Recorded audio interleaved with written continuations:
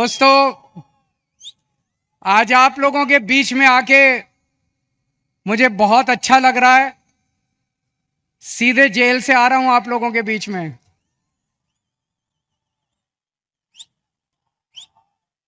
Jail का जवाब, jail का जवाब, दिल्ली से आया हूं झोली फैला के आपसे भीख मांगने के लिए। मेरे भारत को बचा लो, मेरे देश को बचा लो।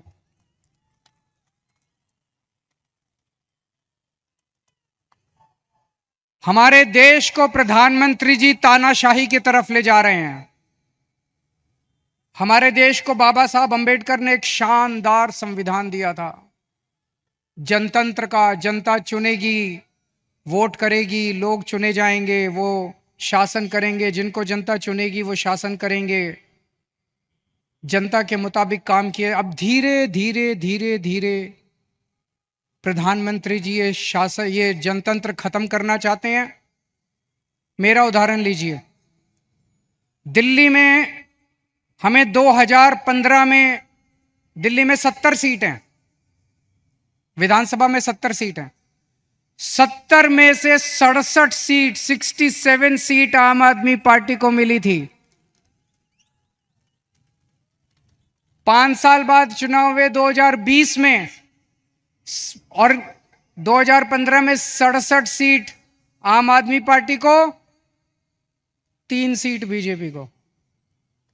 2020 में 70 में से 62 सीट आम आदमी पार्टी को, 8 सीट बीजेपी को। तो मोदी जी ने देखा कि दिल्ली में आम आदमी पार्टी को हरा नहीं सकते, तो मोदी जी ने एक षड्यंत्र रचा, एक फर्जी केस बनाया। उसमें मनीष सिसोदिया को, सतिंदर जैन को, सबको उसमें गिरफ्तार किया और फिर मुझे गिरफ्तार कर लिया। अगर हरा नहीं सकते तो गिरफ्तार कर लो। उन्हें लगा कि गिरफ्तार करेंगे तो केजरीवाल को इस्तीफा देना पड़ेगा, लेकिन केजरीवाल ने तय किया सरकार जेल से चलाएंगे। मैंने इस्तीफा नहीं दिया, सरकार जेल से चलाएंगे। अगर मोदी जी जनतंत्र को जेल में कैद करेंगे तो हम जनतंत्र को जेल से चला के दिखाएंगे।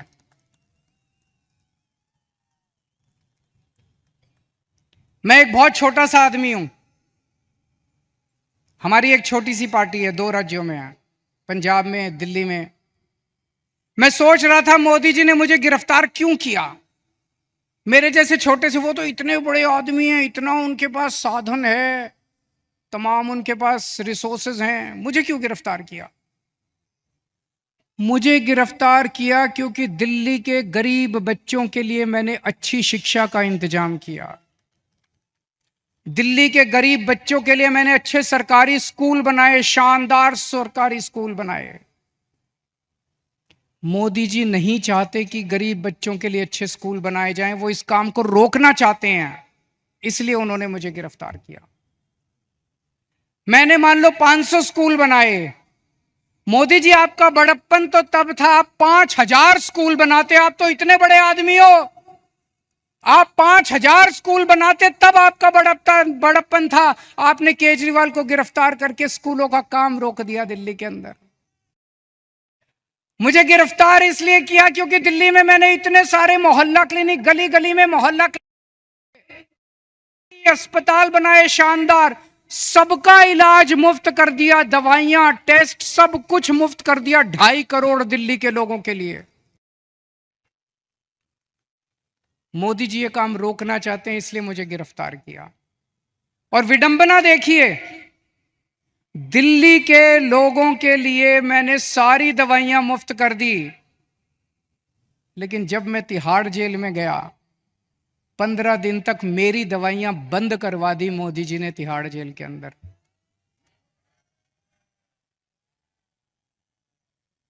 मैं शुगर का मरीज हूं 20 साल से, और 10 साल से इंजेक्शन ले रहा हूं इंसुलिन के। रोज 4 इंजेक्शन लगते हैं मेरे को इंसुलिन के, 52 यूनिट इंसुलिन लेता हूं रोज। लेकिन जब मैं तिहाड़ गया, मोदी जी ने मेरे इंजेक्शन बंद करा दिए। 15 दिन तक मेरी 300 पहुंच गई शुगर, 350 पहुंच गई शुगर। मैं बोलता रहा वहां पे अफसरों को, कर्मचारियों को, मुझे इंसुलिन चाहिए, उन्होंने नहीं दी। बोले ऊपर से आदेश है, इंसुलिन नहीं दे सकते। अगर किसी आदमी को कई दिनों तक शुगर हाई रहे तो उसकी किडनी खराब हो जाती है, उसका लिवर खराब हो जाता है। मुझे नहीं पता ये क्या करना चाहते थे मेरे साथ, लेकिन इतिहास गवाह है, ऐसे बहुत सारे किस्से हुए हैं जब विरोधियों को और विपक्षी पार्टी के लोगों को जेल में डाल के उनके शरीर को खराब कर दिया गया। मुझे गिरफ्तार इसलिए किया गया क्योंकि दिल्ली के सभी लोगों की मैंने बिजली मुफ्त कर दी। दिल्ली में लोगों का बिजली का बिल 0 आता है। मैं मोदी जी को कहना चाहता हूं कि आपकी बड़प्पन तो तब होता जब आप पूरे देश के लोगों की बिजली मुफ्त कर देते। आपने दिल्ली के लोगों की बिजली आप रोकना चाहते हो, इसलिए आपने मुझे गिरफ्तार किया। अब दोस्तों, ये लोग कह रहे हैं कि मुझे 2 तारीख को दोबारा जेल जाना है। मैं जेल जाऊंगा कि नहीं जाऊंगा, ये आपके हाथ में है। अगर आपने इंडिया गठबंधन को जिता दिया, अगर आपने इंडिया गठबंधन की सरकार बना दी, तो मुझे जेल जाने की जरूरत नहीं पड़ेगी। और अगर आपने कमल का बटन दबाया तो मुझे दोबारा जेल जाना पड़ेगा। तो जो लोग मुझे जेल भेजना चाहते हैं, कमल दबा देना, और जो मुझे आजाद देखना चाहते हैं, इंडिया गठबंधन को जिता देना। जब आप बटन दबाने जाओ तो इस बार बटन केजरीवाल को जेल भेजने या केजरीवाल को आजाद करने के लिए दबाना।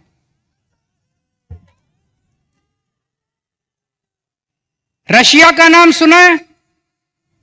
रशिया, पुतिन ने क्या किया? जितने विपक्षी नेता थे उनको सबको कैद करके जेल में डाल दिया या मरवा दिया, और फिर चुनाव करवाए। 87% वोट मिल गए, 87%। जब विपक्षी नहीं होगा, लड़ने वाले नहीं होंगे, सारे वोट आप ही को मिलेंगे। बांग्लादेश में भी अभी ऐसा हुआ, उसने सारे विपक्षी नेताओं को जेल में डाल दिया और शेख हसीना जीत गई। पाकिस्तान में भी यही हुआ, इमरान खान को जेल में डाल दिया, उसकी पार्टी छीन ली, उसका सिंबल छीन लिया, जीत गए। अब मोदी जी भी हमारे देश को पाकिस्तान और बांग्लादेश बनाना चाहते हैं। इंडिया गठबंधन भारत देश को दुनिया का नंबर 1 देश बनाना चाहता है। मोदी जी भारत को बांग्लादेश और पाकिस्तान बनाना चाहते हैं। तय आपको करना है कि आप भारत को किस तरफ ले जाना चाहते हो, बांग्लादेश और पाकिस्तान की तरफ, या दुनिया का नंबर 1 देश बनाना है। अब यही काम मोदी जी देश में कर रहे हैं, हमारे देश में, कि सारे विपक्ष को खत्म कर दो। उन्होंने मेरे को गिरफ्तार कर लिया, कांग्रेस का अकाउंट फ्रीज कर दिया। चुनाव के 1 महीना पहले उन्होंने कांग्रेस का अकाउंट फ्रीज कर दिया। अब हमारा अकाउंट फ्रीज करने जा रहे हैं। सुप्रीम कोर्ट के अंदर इनके वकील ने बोला केंद्र कि आम आदमी पार्टी का अकाउंट फ्रीज करेंगे। शिवसेना के उन्होंने 2 टुकड़े कर दिए, शिवसेना के 2 टुकड़े कर दिए, एनसीपी के 2 टुकड़े कर दिए, स्टैलिन के कई मंत्रियों को गिरफ्तार कर लिया, ममता दीदी के कई मंत्रियों को गिरफ्तार कर लिया। सारे विपक्ष को तहस नहस करने के बाद मोदी जी कहते हैं आओ चुनाव लड़ते हैं। ये तो कायर लोग कहते हैं ऐसे। अरे मोदी जी दम में तो आंख में आंख डाल के छाती चौड़ी करके चुनाव की तरह लड़ो ना। सबके अकाउंट फ्रीज कर दिया, सबको जेल में डाल दिया। इस वक्त मोदी जी एक बड़े खतरनाक मिशन पे काम कर रहे हैं, बहुत खतरनाक मिशन है, आपको पता नहीं, अंडरग्राउंड चल रहा है। उस मिशन का नाम है 1 नेशन 1 लीडर। इस देश में वो चाहते हैं मोदी जी एक ही नेता होना चाहिए। उसके लिए वो 2 लेवल पे काम कर रहे हैं। एक लेवल, जितने विपक्ष के नेता हैं एक एक करके सबको जेल में डाल रहे हैं। कईयों को डाल दिया, और अगर वो जीत गए, भगवान ना करे वो जीते, अगर वो जीत गए, मैं आपको चैलेंज करता हूं अगले चुनाव तक ठाकरे साहब भी जेल में होंगे, खड़गे साहब भी जेल में होंगे, राहुल गांधी भी जेल में होंगे, प्रियंका भी जेल में होगी, केजरीवाल तो है ही जेल में, शरद पवार साहब भी जेल में होंगे, ममता जी भी जेल में होंगी, स्टैलिन भी जेल में होंगे, पिनराई विजयन भी जेल में होंगे। तो एक उनके लेवल पे काम कर रहे हैं, विपक्ष को सबको जेल में डाल दो, जैसे पुतिन ने, शेख हसीना ने, जैसे पाकिस्तान वालों ने जेल में डाला। और दूसरे लेवल पे उनकी अपनी बीजेपी पार्टी में जितने नेता हैं सबको पैदल कर दिया, सबकी राजनीति खत्म कर दी। देवेंद्र फडणवीस को खत्म कर दिया उन्होंने, शिवराज सिंह चौहान को खत्म कर दिया, वसुंधरा राजे को खत्म कर दिया, डॉक्टर रमन सिंह को खत्म कर दिया, खट्टर साहब को खत्म कर दिया। एक ही बचा है, कौन है? अगला किसका नंबर है? अगला किसका नंबर है? सारा देश जानता है अगला नंबर योगी आदित्यनाथ का है। अगर ये जीत गए तो 2 महीने के अंदर योगी आदित्यनाथ को उत्तर प्रदेश के सीएम पद से हटा देंगे ये लोग। बड़ा खतरनाक, एक ही नेता बचेगा और वो भी बस वही राज करना चाहते हैं। लेकिन एक और चीज है, 2014 में जब मोदी जी प्रधानमंत्री बने थे, उन्होंने एक नियम बनाया बीजेपी के लिए कि जो नेता 75 साल का हो जाएगा बीजेपी में, उसको रिटायर करना पड़ेगा, उसको अपना पद छोड़ना पड़ेगा, उसको टिकट नहीं मिलेगी, और अगर वो किसी पद पे काम कर रहा है तो उसे इस्तीफा देना पड़ेगा। उस रूल के तहत उन्होंने सबसे पहले आडवाणी जी को रिटायर किया, फिर मुरली मनोहर को रिटायर किया, फिर उन्होंने सुमित्रा महाजन को रिटायर किया, फिर उन्होंने यशवंत सिन्हा को रिटायर किया और कई लोगों को रिटायर किया। साल 17 सितंबर को मोदी जी 75 साल के हो रहे हैं।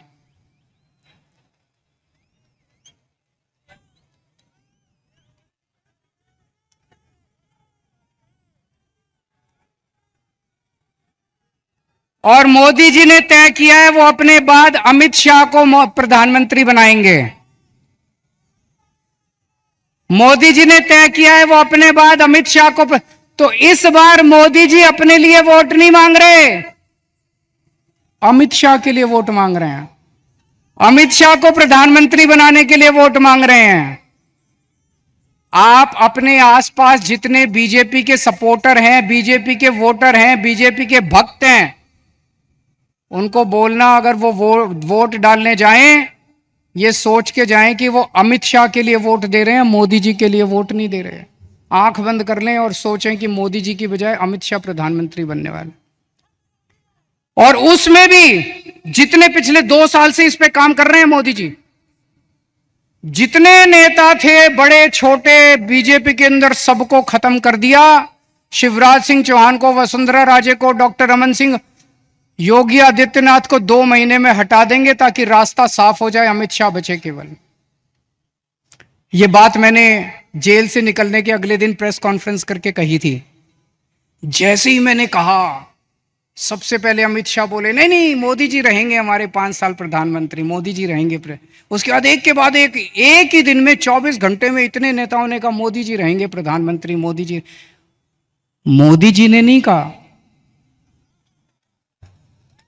मोदी जी देश के सामने कह दे कि वो रूल तो मैंने आडवाणी जी से छुटकारा पाने के लिए बनाया था, मैं तो रहूंगा। या तो मोदी जी कह दे भाई मैं तो पर अप्लाई नहीं होता, ये तो मैंने आडवाणी जी की राजनीति खत्म करने के लिए बनाया था, उनको रास्ते से हटाने। लेकिन अभी तक मोदी जी नहीं बोले, इसका मतलब मोदी जी रिटायर करेंगे और यूपी के मुख्यमंत्री को हटाया जाएगा। मैं देख रहा हूं महाराष्ट्र में इन दिनों कुछ ज्यादा ही चक्कर लगा रहे हैं मोदी जी। अभी थोड़े दिन पहले आए, इतनी गंदी गालियां देते हैं वो, प्रधानमंत्री को ये शोभा नहीं देता। वो पवार साहब के लिए बोले भटकती आत्मा, ये शोभा देता है प्रधानमंत्री जैसे व्यक्ति को? शरद पवार जी की, इतने सीनियर नेता हैं देश के, आपकी उनसे वैचारिक भिन्नता हो सकती है, अलग अलग पार्टी में हो सकते हैं, लेकिन थोड़ी सी इज्जत तो रखिए। 84 साल की उम्र है शरद पवार जी की, मोदी जी की 74 साल की उम्र है, 10 साल बड़े हैं उनसे, और उनको कहते हैं भटकती आत्मा। ये तो सड़क छाप बात है। वो उद्धव ठाकरे जी को कहते हैं, क्या बोले उद्धव ठाकरे जी को? नकली संतान। उद्धव ठाकरे जी को कहते हैं नकली संतान। ये कोई भाषा है प्रधानमंत्री की, इस तरह से बोलते हैं प्रधानमंत्री। ये शरद पवार की बेइज्जती नहीं है, ये उद्धव ठाकरे की बेइज्जती नहीं है, ये महाराष्ट्र के एक एक व्यक्ति की बेइज्जती है। इस बार जब वोट डालने जाओ तो ऐसा बटन दबाना कि महाराष्ट्र की इज्जत ऊंची हो और महाराष्ट्र की बेइज्जती का बदला लिया जाएगा उसे।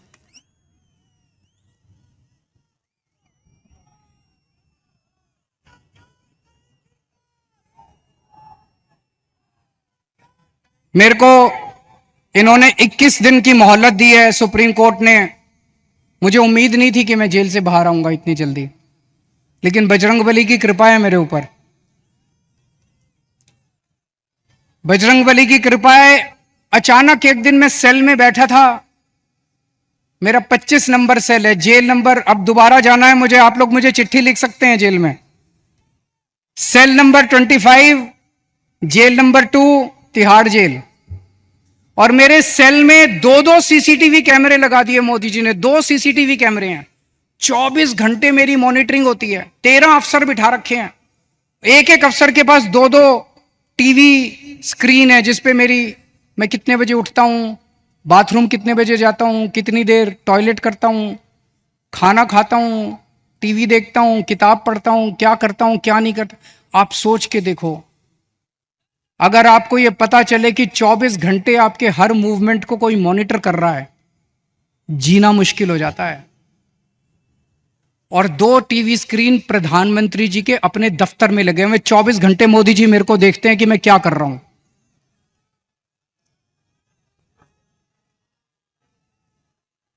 तो एक दिन मैं टीवी देख रहा था, अचानक मुझे पता चला कि सुप्रीम कोर्ट ने मेरे को बेल दे दी। मैं 21 दिन के लिए बाहर आ गया, मुझे बहुत खुशी हुई। उसी वजह से आज आप लोगों के बीच में आने का मौका मिला। लेकिन मैंने भी ठान लिया है, ये 21 दिन का एक एक सेकंड, एक एक क्षण, एक एक पल मैं देश को बचाने के लिए गुजारूंगा। 24 घंटे काम कर रहा हूं। कल सवेरे लखनऊ गया था, फिर पंजाब गया, आज सवेरे पंजाब में था, आज मैं अभी बॉम्बे आया हूं, अभी भिवंडी गया था, भिवंडी से बॉम्बे आया हूं, अब रात को दिल्ली निकलूंगा। उसके बाद झारखंड जाना है कल या परसों में। पूरे देश में घूम के मेरा एक ही लक्ष्य है, किस तरह से अपनी भारत माता को बचाना है, देश को बचाना है, तानाशाही से बचाना है। दोस्तों, मैं तो आज आपको एक ही चीज बोल के जाऊंगा। जैसा मैंने कहा, अगर इनकी सरकार आ गई तो ये ठाकरे साहब को भी, शरद पवार जी को भी, सबको जेल में डाल देंगे। तो जो करे उद्धव ठाकरे से प्यार, उसे करना होगा मोदी को इंकार। जो करे शरद पवार को प्यार, उसे करना होगा मोदी को इंकार। और अंत में मैं कहना चाहता हूं, इंडिया गठबंधन के यहां पे 3 पार्टनर्स हैं, शिवसेना, एनसीपी और कांग्रेस। मैंने एक वीडियो देखा, मैं बड़ा चिंतित हो गया वो वीडियो देख के सोशल मीडिया पे। एक व्यक्ति ने वोट दे के बाहर निकला, उससे मीडिया वाले ने पूछा किसको वोट दिया? बोला शरद पवार को। बोला कौन से निशान पे? बोला घड़ी के निशान पे। अभी बहुत कंफ्यूजन है लोगों में, इस कंफ्यूजन को दूर करना बहुत जरूरी है। लोग, मैं देख रहा हूं, बड़ी जबरदस्त तरीके से बीजेपी को नकार रहे हैं, लेकिन अगर गलत सिंबल पे वोट डल गया तो बड़ी मुश्किल हो जाएगी। आप सब लोगों की जिम्मेदारी है, जितने लोग आज यहां आए हैं, वापस जाके अपने अपने मोहल्ले में, अपने अपने गांव में, अपने अपने पड़ोस में बोल देना कि असली शिवसेना का सिंबल बदल गया है, असली शिवसेना का सिंबल ये है, मशाल है। ये बताना पड़ेगा सबको, बताना पड़ेगा सबको। और असली एनसीपी का सिंबल जो है वो अब घड़ी नहीं है, वो तुतारी बजाने वाला आदमी है। वो बताना पड़ेगा सबको, हम सबकी जिम्मेदारी है। पार्टी अपना काम कर रही है, लेकिन पार्टी के साथ साथ जनता की भी जिम्मेदारी है। और लास्ट में एक ही चीज कहूंगा, 4 तारीख को जब नतीजे आएंगे, मैं तब तक जेल जा चुका हूंगा, जेल से नतीजे देख रहा हूंगा। पिछली बार 48 में से 42 सीट एनडीए की आई थी, इस बार 48 में से 42 सीट इंडिया गठबंधन की आनी चाहिए। अगर 48 में से 42 सीट इंडिया गठबंधन की आई तो मुझे जेल के अंदर बड़ा सुकून मिलेगा। आप सब लोगों ने, इंडिया गठबंधन के सभी नेताओं ने, ठाकरे साहब ने, पवार साहब ने, खड़गे साहब ने आज मुझे यहाँ आमंत्रित किया, बोलने का मौका दिया। बहुत बहुत शुक्रिया। और इतने प्यार से आप सब लोगों ने सुना। आप लोग खुश रहें, स्वस्थ रखें, भगवान आपका खूब खुशियां दे। भारत माता की। तो हमारे साथ देखते रहिए फाइट अगेंस्ट क्रिमिनल चैनल और पढ़ते रहिए fight against criminal daily newspaper. आज की खबर में बस इतना ही। वीडियो को लाइक करें और चैनल को सब्सक्राइब कर लें, जिससे आने वाली वीडियो की नोटिफिकेशन आपको मिलती रहे।